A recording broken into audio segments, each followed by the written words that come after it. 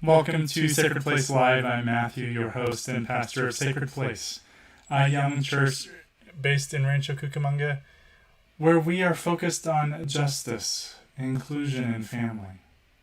Happy Tuesday to you. I'm glad you have joined us for this time of reflection and being together in music.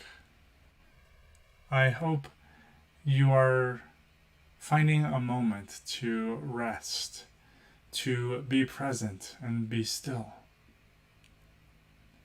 We begin this week with the story of the golden calf.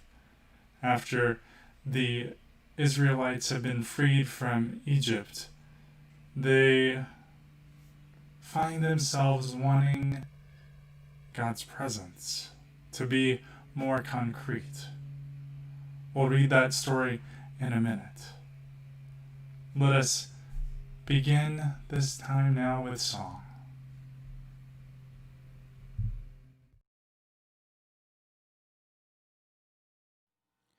It's in my wrestling and in my doubts, in my failures, you won't walk out.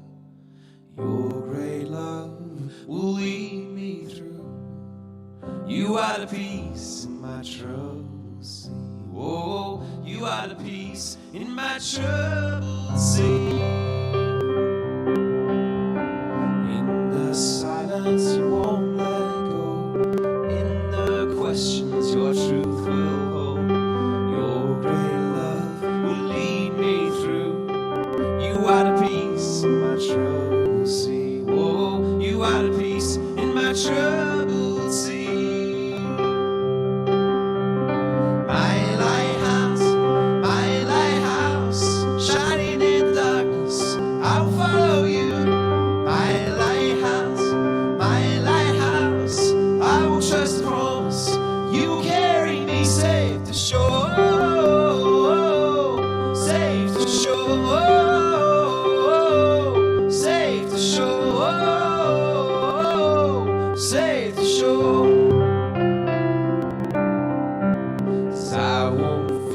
Tomorrow brings, with each morning I rise and sing.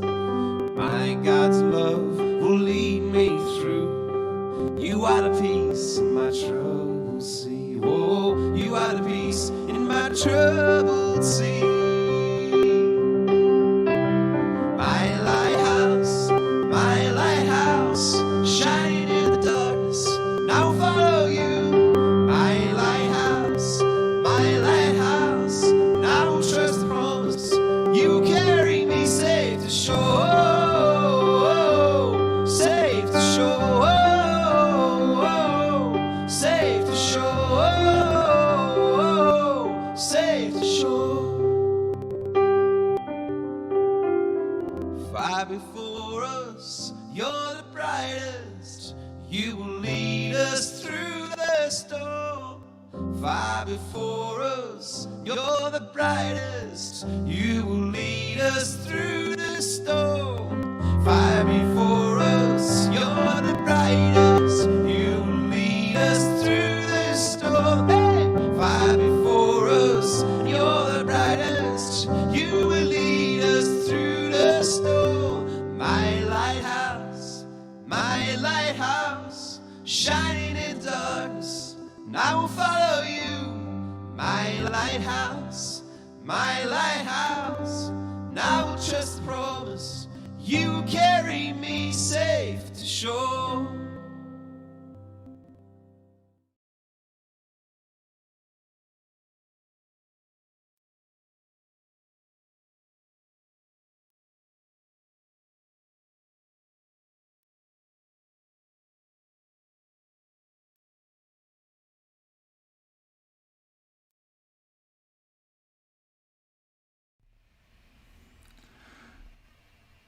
The people saw that Moses was taking a long time to come down from the mountain. They gathered around Aaron and said to him, "Come on, make us gods who can lead us. As for this man Moses who brought us up from the land of Egypt, we don't have a clue what's happened to him." Aaron said to them, "All right, take out the gold rings from your ears of your wives, your sons, and your daughters, and bring them to me." So all the people took out the gold rings from their ears and brought them to Aaron. He collected them and tied them up in a cloth. Then he made a metal image of a bull calf, and the people declared, "These are your gods, Israel, who brought you up out of the land of Egypt." When Aaron saw this, he built an altar in front of the calf. Then Aaron announced, "Tomorrow will be a festival to the Lord." They got up early the next day and offered up entirely burnt offerings and brought well-being sacrifices. The people sat down to eat and drink and then got up to celebrate. The Lord spoke to Moses, "Hurry up and go down. Your people whom you brought up out of the land of Egypt are ruining everything. They've already abandoned the path that I commanded. They've made a metal bull calf for themselves. They've bowed down to it and offered sacrifices to it and declared, 'These are your gods, Israel, who brought you up out of the land of Egypt.'" The Lord said to Moses, "I've been watching these people, and I've seen how stubborn they are. Now leave me alone. Let my fury burn." But Moses pleaded with the Lord his God. "Lord, why does your fury burn against your own people whom you brought out of the land of Egypt with great power and amazing force? Why should the Egyptians say, 'He had an evil plan to take the people out and kill them in the mountains and so wipe them off the earth?' Calm down your fierce anger. Change your mind about doing terrible things to your own people. Remember Abraham, Isaac, and Israel, your servants, whom you yourself promised. I'll make your descendants as many as the stars in the sky. And I promised to give your descendants this whole land to possess for all time." Then the Lord changed his mind about the terrible things he said he would do to his people.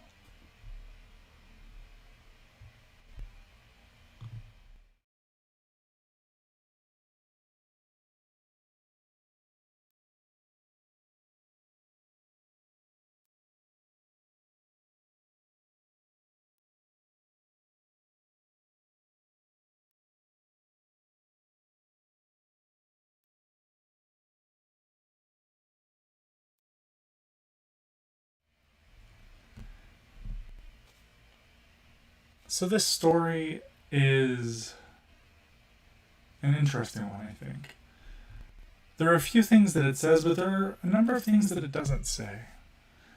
One of them comes from the translation from Hebrew. The text we have before us says that the bull calf was fashioned in the image of gods. But the word Elohim used here is also used to describe God. So it's not clear exactly which commandment they are breaking, if it is worshiping other gods or worshiping the physical image. You see, God for them had always been not so tangible. God had appeared in a cloud and as lightning and as fire, but was never a physical element like this. So I wonder if the people were truly asking for a physical representation of something, and this image of the bull calf was something common to the cultures there, both in Egypt and in Canaan. So it might have just been the first thing that they could come up with. Aaron doesn't really seem to protest this idea. And the worship they have, the sacrifices they bring, are intended for the Lord, Yahweh. So I don't know if we should misconstrue this moment as a representation of other gods or a physical presence of God. Not that it really matters. what happens is the people are longing to understand who it is they worship. It's used over and over again, this phrase, the God who brought you out of Egypt, the one who was their deliverer, as I talked about last week. It seems unlikely that they would have forgotten this, that after years and years and years of oppression and slavery, that they would forget who it was that led them out of this land. Not just Moses, but the God who empowered all that happened. It seems more like they are tired of waiting. The text says that Moses had been up on Mount Sinai for 40 days and nights. We don't know if that's supposed to be 40 actual days or a symbolic number. Either way, it was a long time. So these people have been waiting to hear from God, waiting for what's next. And in this waiting, they are frustrated. And so they try to make God tangible in ways that God was never meant to be. They forget a little bit about who God is. They disobey this commandment, whether it's the graven image or other gods, we still don't know, of course, as I said. But they still try and replace the vastness of who God is with something small. They forget that God is big. I think we do that. We put God in boxes to make God tangible. Whether it's a God who stands up for and protects the things that we find as privilege, or a God who puts people in power to fight for the name of Christians. I think those boxes are too small. They reduce God and place on even Jesus socio-historical and political things that were never intended to be there. Our God is bigger than our politics, than our worldviews, than the divisions in our country and world. We best not reduce God, to limit God. God is far bigger. May that be good news for you today. That through all that is happening right now, whatever tomorrow brings, we won't be afraid, because our God is bigger. Amen.